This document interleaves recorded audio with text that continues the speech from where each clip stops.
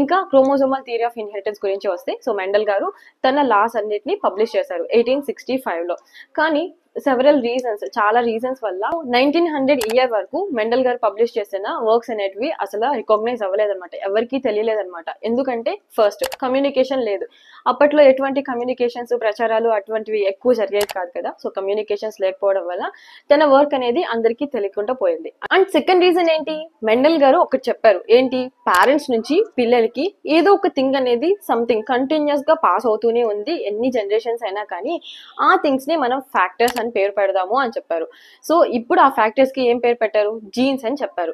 ఆయన ఏం చెప్పారు, ఈ ఫ్యాక్టర్స్ అనేటివి స్టేబుల్ గా ఉంటాయి అండ్ డిస్క్రీట్ యూనిట్స్, అలాగే అవి కంట్రోల్ చేస్తాయి ఒక ఎక్స్ప్రెషన్ ని. నువ్వు ఈ పర్టికులర్ ఎక్స్ప్రెషన్ మాత్రమే ఎన్ని జనరేషన్స్ అయినా కానీ నువ్వు ఎక్స్ప్రెస్ చేయాలి అంటే వాటి దగ్గర ఒక పర్టికులర్ ఇన్ఫర్మేషన్ ఉంటది అనమాట.